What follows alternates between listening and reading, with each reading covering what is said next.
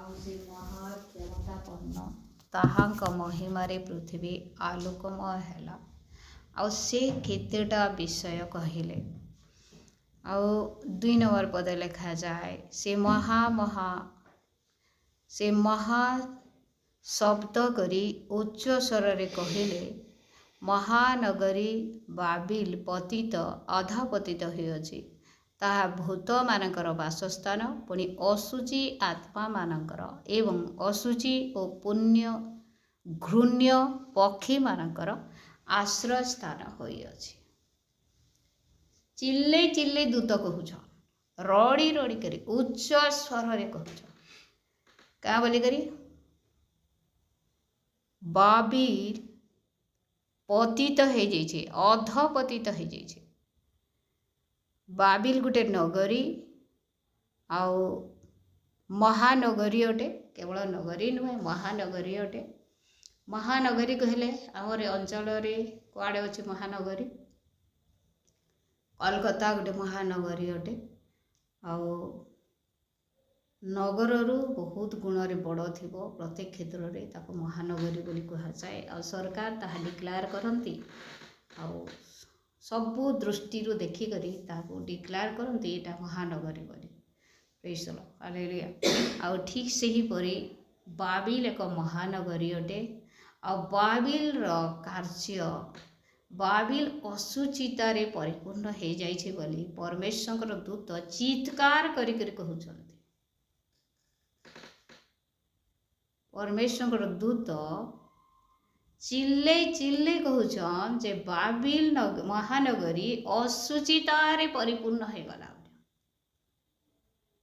ମୋର ପ୍ରିୟ, ମୁଁ ଗୋଟିଏ ବିଷୟ ଆମେ ଏଇ ବାକ୍ୟରୁ ଚିନ୍ତା କରିବା ଯେ କାହିଁକି ଦୂତ ଚିତ୍କାର କରି କହୁଛନ୍ତି ଯେ ବାବିଲ ଆଉ ଅଶୁଚି ହେଇଗଲା ବୋଲି। କାହିଁକି କହୁଛନ୍ତି? କହିବାର ଅର୍ଥ କ'ଣ? ସେ ତ ଅଶୁଚି ହେଲା, ତାର ପାପର ଦଣ୍ଡ ସେ ଭୋଗ କରିବ। କିନ୍ତୁ କାହିଁକି ସେ ଚିତ୍କାର କରିବାର ଉଦ୍ଦେଶ୍ୟ ଏଟା, ଯାହାଠାରୁ ଯାହା ଆଶା କରାଯାଇ ନଥିବ, ଆଉ ସେତେବେଳେ ଯଦି କିଛି ଘଟଣା ଘଟେ, ଆମର ଆଶାର ବାହାରେ, ଚିନ୍ତାର ବାହାରେ, ସେଇ ସମୟରେ ଆମମାନଙ୍କର ମୁଖରୁ ଚିତ୍କାର ବାହାରେ। ଗୋଟେ ହଠାତ୍ କୌଣସି ଦୁର୍ଘଟଣା ଘଟିଗଲା, ସେତେବେଳେ ଆଉ ଚୁପଚାପ ଜଣେ ରହିପାରିବ ନାହିଁ, ପୁରା ଜୋର ସେ ଚିଲ୍ଲାବା, ବାବୁ ଏଇଟା କାଣା ହେଇଗଲା ବୋଲି। ହଠାତ୍ କାହାର ଘରେ ଗୋଟେ ଦୁଃଖର କଥା ଶୁଣିଲା, ସେତେବେଳେ ରଡ଼ି ରଡ଼ି କାଁ କରି କାନ୍ଦସନ୍। আর সেটাকে আমার হৃদয় চুপচাপ গ্রহণ করবার লাগি সক্ষম नहीं था। ସେଥିଲାଗି ଆମର ହୃଦୟର ବେଦନାକେ, ସେ ଦୁଃଖର ବେଦନା ଯନ୍ତ୍ରଣାକେ ମୁଖ ଦ୍ୱାରା ପ୍ରକାଶ କରସି, ଆଉ ଚିଲେଇ ଚିଲେଇ କରି କାନ୍ଦସି ବା ଚିଲେଇ ଚିଲେଇ ବର୍ଣ୍ଣନା କରସି। ପରମେଶ୍ୱରଙ୍କର ଦୂତ এই ଜାଗାରେ ସେ ଅସାଧାରଣ ଦୂତ ନୁହନ୍ତି। କି ପ୍ରକାର ଦୂତ ଅଟନ୍ତି? ମହାକ୍ଷମତାପନ୍ନ। ଆଉ ସେ ମହିମାରେ, ତାଙ୍କର ମହିମାରେ, ସେ ଦୂତଙ୍କର ମହିମାରେ ପୃଥିବୀ ଆଲୋକମୟ ହୋଇଗଲା। ପୃଥିବୀ ଆଲୋକମୟ ହେଇଗଲା। ଆଉ ସେପରି ଏକ ଦୂତ ଚିତ୍କାର କରି କରି କହୁଛନ୍ ଯେ ମହାନଗରୀ ବାବିଲ ଅଶୁଚି ହେଇଗଲା। ତାର ଅର୍ଥ କାଣା? ପରମେଶ୍ୱର ସେ ମହାନଗରୀ ବାବିଲ ଧ୍ୱଂସ ହଉ ବା ଅଶୁଚିତାରେ ପରିପୂର୍ଣ୍ଣ ହଉ, ଏଇଟା କେବେ ଆଶା କରୁନଥିଲେ। ସେ ଚାହୁଁଥିଲେ ମହାନଗରୀ ରକ୍ଷା ପାଉ, ସେ ଚାହୁଁଥିଲେ ମହାନଗରୀ ଉଦ୍ଧାର ପାଉ, ସେ ଚାହୁଁଥିଲେ ମହାନଗରୀ ପବିତ୍ରତାରେ ପରିପୂର୍ଣ୍ଣ ହଉ। ଆଉ କ୍ଷମା କରିବେ, ମୋର ମୁଡ଼ ବଥା ହେଇଯାଉଛେ। ଆଉ ଚଷମା ପିନ୍ଧିଲେ ମୁଡ଼ ବଥଉଛେ, ଚଷମା ନାଇଁ ପିନ୍ଧିଲେ ବି ମୁଡ଼ ବଥଉଛେ। ସେଥିଲାଗି ଭଲସେ ଦେଖି ନାଇଁ ପାରବା। ଆଉ ଯାହା ବି ହଉ, ପ୍ରଭୁ ନିହାତି ଅନୁଗ୍ରହ କରିବେ।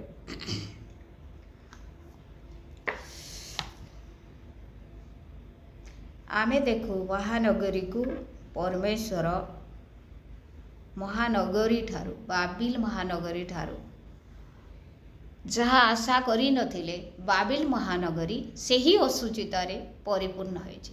ଆଶାର ବାହାରେ, ଚିନ୍ତାର ବାହାରେ। ଆଉ ସେ ଅସୁଚିତା ଗୁଡ଼ିକ ବର୍ଣ୍ଣନା କରାଯାଇଛି ଏ ଜାଗାରେ।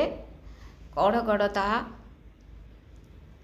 ବେଶ୍ୟାମାନଙ୍କର ବ୍ୟଭିଚାର ରୂପ 3 ପଦ ଲେଖାଯାଏ, ବ୍ୟଭିଚାର କାମ ରୂପ ମଦିରା ପାନ କରିଅଛି ବୋଲି। ଆଉ ପୃଥିବୀର ରାଜାମାନେ ତାହା ସହିତ ବ୍ୟଭିଚାର କରିଅଛନ୍ତି ଓ ପୃଥିବୀର ବଣିକମାନେ ତାହାର ବିଳାସିତାରେ ଧନୀ ହୋଇଅଛନ୍ତି। ଅର୍ଥାତ୍ ମହାନଗରୀ ବାବିଲ ଗୋଟେ ବହୁତ ଧନୀ ମହାନଗରୀ ଅଟେ। ଧନରେ ପରିପୂର୍ଣ୍ଣ, ଐଶ୍ୱର୍ଯ୍ୟତାରେ ପରିପୂର୍ଣ୍ଣ। ଆଉ এই ପ୍ରକାର ସବୁ ବିଷୟ ଏ ଜାଗାରେ ବର୍ଣ୍ଣନା କରାଯାଇଛି, ଆମେ ସମସ୍ତେ ପଢ଼ିଅଛୁ। ଆଉ ସେ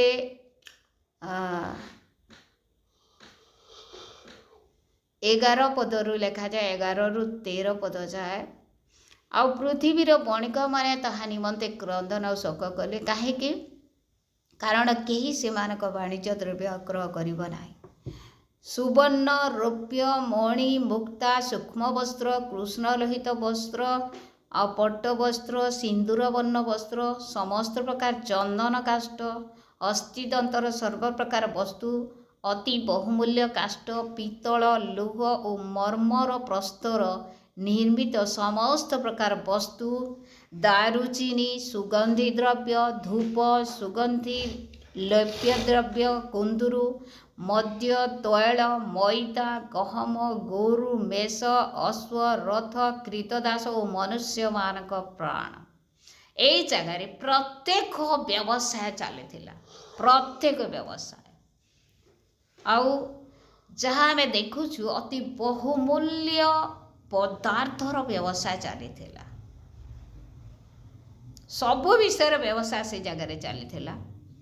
ଆଉ ସବୁ ବିଷୟର ପାପ ମଧ୍ୟ ସେ ଜାଗାରେ ଚାଲିଅଛି। ଆଉ ଆମେ ଜାଣିଛୁ ବୋଧେ ଜାନୁଆରୀ ନା ଫେବୃଆରୀ ମାସରେ ଗୋଟେ ଘଟଣା ଘଟିଥିଲା ଯେ ଯେନ୍ ଜାଗାରେ ବହୁତ ବଡ଼ ବଡ଼ କାଁ ବୋଲସନ୍ ସେଲିବ୍ରିଟି ହିରୋ ହିରୋଇନ୍ ମାନେ ରହୁଥିଲେ। ଆଉ ସେମାନେ ମୂଲ୍ୟବାନ କାଠରେ ତାଙ୍କର ଘର ନିର୍ମାଣ କରିଥିଲେ। ଆଉ ସେଇଟା ହେଉଛି ବହୁତ ସୁନ୍ଦର ଜାଗା, ବହୁତ ସୁନ୍ଦର ଜାଗା। ହଠାତ୍ କାଣା ହେଲା, ନିଆଁ ଲାଗିଗଲା ଆଉ କୋଟି କୋଟି ଟଙ୍କାର ଗୃହ ସବୁ ନଷ୍ଟ ହୋଇଗଲା ସେମାନଙ୍କ। ଆପଣମାନେ ଜାଣିଛନ୍ତି କି ନାଇଁ ଯେ କେଜାଣେ, ବୋଧେ ଜାନୁଆରୀ ନା ଫେବୃଆରୀ ମାସରେ ତାହା ଘଟିଲା। କୋଟି କୋଟି ଟଙ୍କାର ଗୃହ, ଜଣଙ୍କର ଗୃହ କୋଟି କୋଟି ଟଙ୍କାରୁ ଅଧିକ, ସେମାନଙ୍କର ଗୃହ ସବୁ ଜଳିଗଲା। ଆଉ ସେମାନଙ୍କର ମଧ୍ୟରେ ଚାରିଆଡ଼େ ନିଆଁ ଲାଗିଲା। ସେମାନଙ୍କର ମଝିରେ ଗୋଟେ ଛୋଟ ଘର ଥିଲା। ଆଉ ସେଇ ଛୋଟ ଘରରେ ନିଆଁ ଲାଗି ନଥିଲା। ଆଉ ଛୋଟ ଘର ହେଉଛି ଜଣେ ପ୍ରଭୁଙ୍କୁ ପାଇଥିଲା ଘର ଅଟେ। ପ୍ରେଜ୍ ଦ ଲର୍ଡ, ହାଲେଲୁୟା।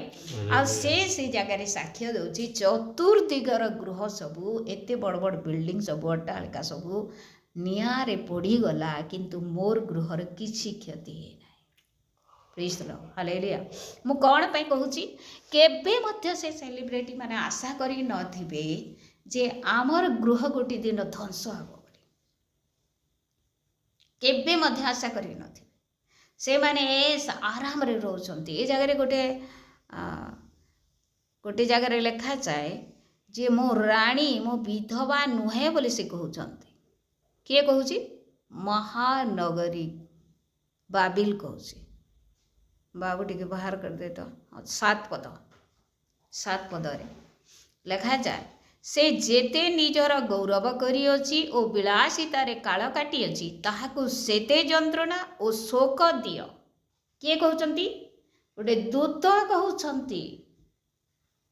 ଯେତିକି ସେ ବିଳାସିତା ବୋଲେ ଆରାମରେ ଜୀବନ କାଟିছে আর ନିଜର ଗୌରବକେ କରିছে, ତାହାକେ ସେତେ ଯନ୍ତ୍ରଣା ଦିଅ ଆଉ ସେତିକି ଶୋକ ଦିଅ ତାହାକେ। ଯେତିକି ସୁଖେ ରହିଥିଲା ସେତିକି ଦୁଃଖ ଦିଅ, ତାର ଅର୍ଥ। କାରଣ ସେ ମନେ ମନେ କହୁଅଛି, ମୁଁ ରାଣୀ ହୋଇ ବସିଅଛି, ମୁଁ ବିଧବା ନୁହଁ, ମୋତେ କଦାପି ଶୋକ କରିବାକୁ ହେବ ନାହିଁ। आमे अनेक लोकंकर सहित जगतरी मध्य आमे देखु अनेक लोकंकर सहित जेतेले मिसु भल अछ काँ बेले से जदि धनी लोक हिथिबेले का बोलबे आमर काण असुविधा ये कहूछु मोर मने पड़सी जड़ा मुड़ा जड़े असे आमे छुआ बेले आसु मोर नना घर के सांग हो से ताने धरी बोली भल अछु काँ रे बोली ए मुई का हेती जेंता बोली कहूछु बेला ऋषि में आला मते ऋषि हे गला ए मुई बोली इटा तो साधा कथा परस्पर के देखले भल अछ काँ बसन इटा का हला ता ऋषि में उछु प्रेज द लॉर्ड हालेलुया आमे ई जगह रे देखू जे से माने भाबी निथिबे एते सारा मरे रहउछन टंका ऊपर सुछन तापरे से मानकने सब मोती माणिक्य जेते सब दुनियार हाई क्वालिटी रो आ संपत्ति सब अच्छे सोना हीरा मोती सबू अच्छे से मैंने जहाँ चाहे ताहा करि पारुछन जेनटा चाहे सेटा पिंधि पारुछन जेनटा चाहे सेटा खाई पारुछन से मानकर किसी भी सर अभाव नहीं न जेनता घर इच्छा करुछन सेंता घर निर्माण करि पारुछन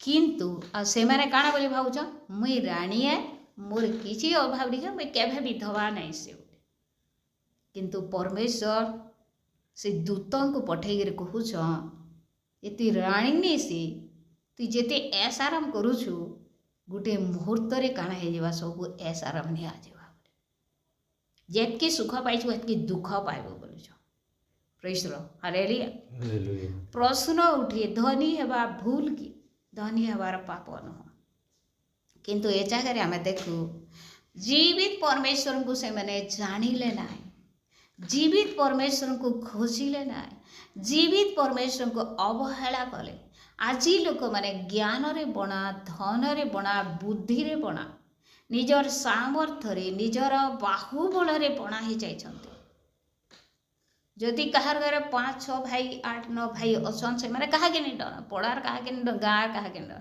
आमे कहा के डर टिके काना हे गले माड़ी पड़बे सबे बाहुबल सेटा आमनकर बाहुबल उपरे से माने काण करछन गर्व करूछन जार धन अछि बचन आमर काण हेबा लोग मान के जानी जानी एक्सीडेंट कर दउछन किछि केस हे गले आज पैसा दे दे काल बाहर करी आनुछन धन धन द्वारा अर्थात धन उपर से माने आउची पड़छन धन से मानकर बाहुबल अटे धन के नहीं गर्व करूछन जार ज्ञान अच्छे से क्या बोलछे प्रभु भी नहीं नबो जार बुद्धि अच्छे आज वैज्ञानिक मैंने कहा प्रभु भी नहीं न सृष्टिकर्ता नहीं न इटा सब हेन्ता है आरंभ हेन्ता है शेष तक हेन्ता है कैंसी परमिशन है क्या है जे से माने ज्ञान बल निजर ज्ञान अच्छे बोली गर्व कर किंतु मोर प्रिय माने ये सब ज्ञान किए देछि से परमेश्वर देछन धन भी किए देछन परमेश्वर देछन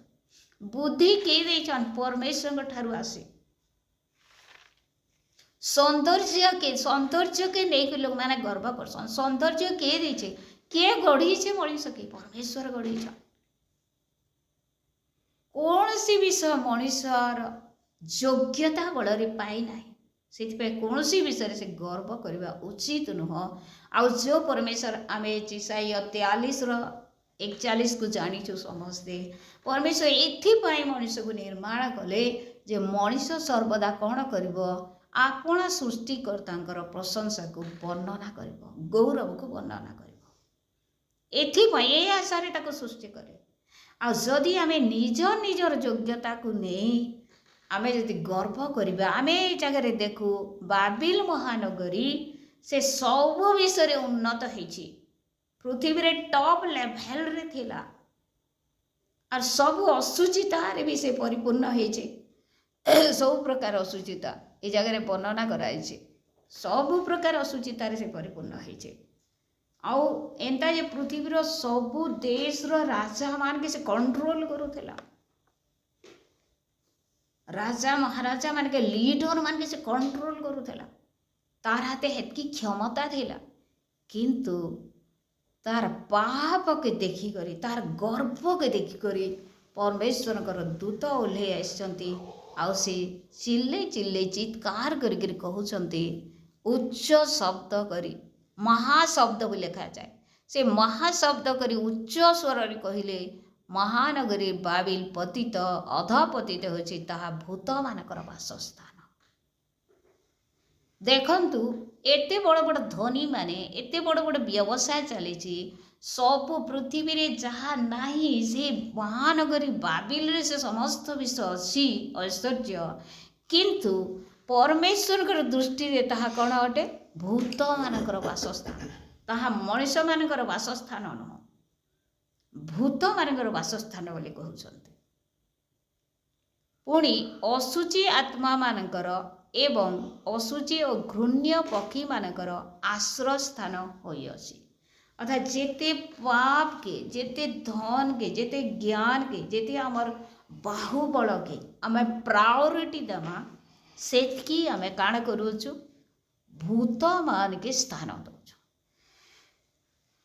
सॉरी सेतकी आम काण करूछु पाप के स्थान दउछु आमर परमेश्वर को आम प्राधान्य नहीं देवा से जगह आमर परमेश्वर गौरव लगी आमे से समस्त विषय के व्यवहार नहीं करवा बरं आमे असुचि हो जाऊँ। एठाने गोटे बहुत बढ़िया विषय लिखा जाए 4 पदरे परे मु स्वर्गर आ गोटे स्वर यह कहिबार शुणिली हे आमर लोक माने तुम्हें माने जेपरी तहार पापर सहभागी न हुआ ओ तहार क्लेशर अंशी न हुआ एथि निमंते ताहा ठारू बाहरी आस ताहा ठारू बाहरी आस। आमे तो ये सब पाप विषय क्या पाप अच्छे सब बाइबल पढ़ना सब समस्ते थोरली जानना किंतु तार से महानगरी पापर सहभागी जनता नहीं हेब आ से तार से जेन क्लेश भोगवा तार पाप सकाशे से क्लेशर सहभागी नहीं हेब हेति लगी तमे सेठानु बाहरी आस। तार अर्थ काना मोर प्रिय माने कहा के कह जाउछि जे से परमेश्वर को रब के सुनवा जे परमेश्वर वाक्य के सुनवा जे चिल्ले चिल्ले करी महाशब्द करी उच्च शब्द करी जेन दूत कहउजन सही शब्द के जहार काने बाचवा जहार हृदय भांगी जीवा ठीक कथा मुई आउ ई भितरे नहीं रहे मुई पापे आउ नहीं रहे मते ई पाप रु बाहरी जीवा के हेबा आउ मुई ई भितरे जदि रहली मुई सेमानकर सहभागी हेबा के पड़बा सेमानकर क्लेशर मध्य सहभागी हेबा के पड़बा आउ मुई जेंता सेमानकर क्लेशर सहभागी नहीं हुए पापर सहभागी नहीं हुए हेति लाई मुई इठानु बाहरी जीवी बा एक पृथकीकृत जीवन काटमे बोली से वाक्य के जे ग्रहण करबा तार लागी है सेटा अर्थात चिल्लाबार अर्थ काना गुटे सतर्कवाणी बिना सेवा पूर्वर गोटे सतर्कवाणी दि जाउछे। मोर प्रिय माने इटा अलगा कौन विषय नुह एटा गोटे सत्य घटना गोटे घटी आसुअछि आर गोटे दिन विराट सब पृथ्वी जाका लोक मान मध्य समस्त विषय घटिबो। एटा गोटे साधारण कहानी नुह अब्राहम आसीथिले ए प्रकार हला से प्रकार हला विषय नुह किंतु केते जण आज आमे वाक्य को सुनुछु केते जण आमे ए समस्त विषय पृथक हेबा निमंते निजको चेष्टा करूछु केते जण आमे ए पापर ए पृथ्वी रूपक असुचितार पापरु रक्षा पाइबा निमंते बा तार सहभागी न हेबा निमंते आमे चेष्टा करछु। कि प्रकार पाप गुड़िक आउ बाबिल महानगरी रे हेतिला आमे समस्ते जानुछु से ही समस्त पापरु एबे जदियो बाबिल महानगरी बोली नाम दिया जाइछि वास्तव रे एटा गुटे पृथ्वी को एका बुझाउछि पृथ्वी लोक मान मध्य ए समस्त विषय घटिब गोटे दिन घटिब बहुत शीघ्र घटिबाको जाउछि आ से माने जे पापर अंशी हेबे क्लेशर अंशी हेबे आ से माने दंड निश्चित पाइबे आ सेठी निमंते ଯେଉଁମାନେ ଲୋକମାନଙ୍କୁ ସତର୍କ କରାଯାଉଛି ଯେ ତହିଁରୁ ଦଣ୍ଡ ନିଶ୍ଚିତ, ଆଉ ଯେଉଁମାନେ ମୋର ବାକ୍ୟ ଶୁଣି ତହିଁରୁ ପୃଥକ ହେବ ବାହାରି ଆସିବ ସେମାନେ ରକ୍ଷା ପାଇବ ବୋଲି ଏକ ସତର୍କ ଘଣ୍ଟି ଦିଆଯାଉଛି। ପ୍ରେଜ୍ ଦ ଲର୍ଡ, ହାଲେଲୁୟା। ଏକ ସତର୍କ ଘଣ୍ଟି, କାଳେ ସମସ୍ତେ ସେ ବାବିଲର ନିକଟବର୍ତ୍ତୀ ଅଭିଶପ୍ତ ନ ହୁଅନ୍ତି। ଏଇଟା ପରମେଶ୍ୱରଙ୍କର ଇଚ୍ଛା। ସେଇଠୁ କି ପ୍ରକାର ରକ୍ଷା ପାଇବେ। ମୋର ପ୍ରିୟମାନେ, ଆଜି ମଧ୍ୟ ଆମମାନଙ୍କୁ ପରମେଶ୍ୱର ସୁଯୋଗ ଦେଇଛନ୍ତି। ଆଜି ଗୋଟେ ମୋତେ ବହୁତ ଖରାପ ଲାଗିଲା, ଗୋଟେ ଦୁଃଖର ବିଷୟ ଆମେ ଶୁଣିଲୁ ବୁଦେଇଲ ଭାଲିରେ। ଜଣେ ଭାଇ ପଡ଼ିଆଡ଼େ ଯାଇଥିଲେ, ପଡ଼ିଗଲେ ଆଉ ତାଙ୍କର ମୁଣ୍ଡ କି କେଉଁ ଜାଗାରେ କ୍ଷତ ହେଲା। ଲୋହିସିଂହା ମେଡ଼ିକାଲ ଆଣିଲେ, ଲୋହିସିଂହାରୁ ବଲାଙ୍ଗୀର ନେଲେ, ତାଙ୍କର ଡେଥ୍ ହେଇଗଲା।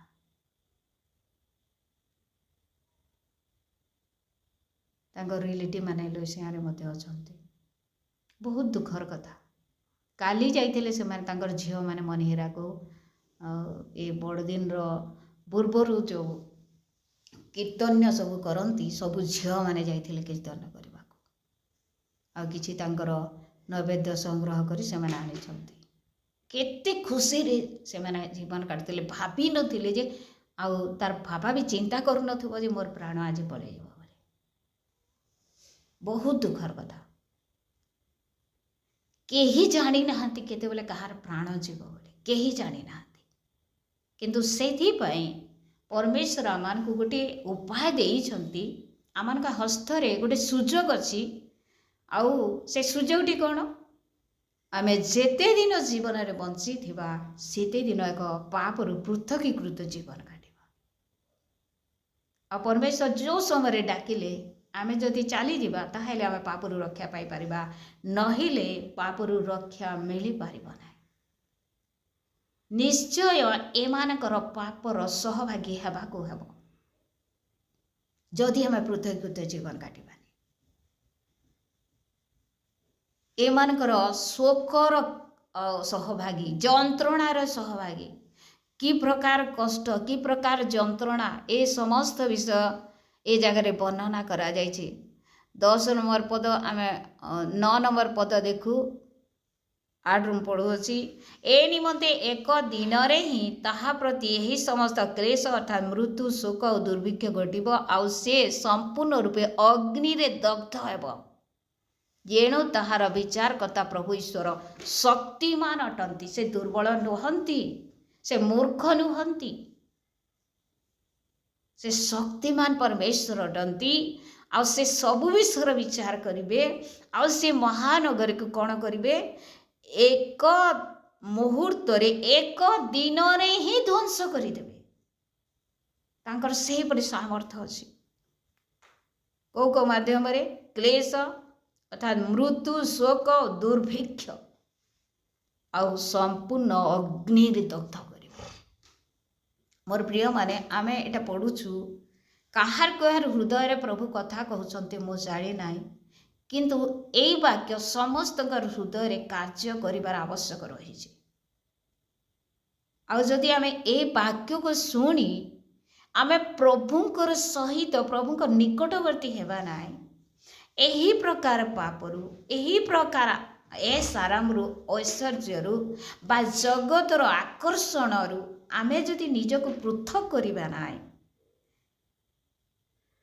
ପ୍ରଭୁ ପ୍ରତି ଧ୍ୟାନ କରିବା ନାହିଁ, ମନୋଯୋଗୀ ହେବା ନାହିଁ, ତାହେଲେ ଏ ପୃଥିବୀ ସହିତ ଆମେମାନେ ମଧ୍ୟ ସେଦିନ ଅଗ୍ନି ଦଗ୍ଧ ହେବାର ସମ୍ଭାବନା ଅଛି। ପ୍ରଭୁ ଆମମାନଙ୍କୁ ସୁଯୋଗ ଦେଇଛନ୍ତି, ଉତ୍ତମ ସୁଯୋଗ ଦେଇଛନ୍ତି। ଆମେ ଜୀବନରେ ବଞ୍ଚି ଅଛୁ ତାଙ୍କର ଅନୁଗ୍ରହରୁ। ଆଉ ଯାହା କିଛି ବି ଆମେ ପାଇଛୁ ତ ଏରେ ସନ୍ତୁଷ୍ଟ ହୋଇ ପରମେଶ୍ୱରଙ୍କୁ ଧନ୍ୟବାଦ ଦଉ। ଆଉ ପ୍ରତି ମୁହୂର୍ତ୍ତରେ ପାପରୁ ନିଜକୁ ପୃଥକୀକୃତ ଜୀବନ କାଟିବା ନିମନ୍ତେ ଆମେ ଚେଷ୍ଟା କରୁ। ପ୍ରତି ମୁହୂର୍ତ୍ତରେ କେଉଁଟା ଭଲ, କେଉଁଟା ମନ୍ଦ ସବୁବେଳେ ଚିନ୍ତା କରୁ। ଆଉ ସବୁବେଳେ ପାପରୁ ପୃଥକ ରହିବା ନିମନ୍ତେ ପରମେଶ୍ୱରଙ୍କର ସାହାଯ୍ୟ ଲୋଡ଼ୁ। ପରମେଶ୍ୱର ଆମକୁ ଅନୁଗ୍ରହ କରିବେ। ପ୍ରଭୁ ଏ ବାକ୍ୟ ଦ୍ୱାରା ଆମ ସମସ୍ତଙ୍କୁ ଆଶୀର୍ବାଦ ଦେବ, ମହାନୁଗ୍ରହ ପ୍ରଦାନ କରନ୍ତୁ। ଆମେନ୍। ଆମ ମଧ୍ୟରେ ବାବୁ ଅଛି ଆଉ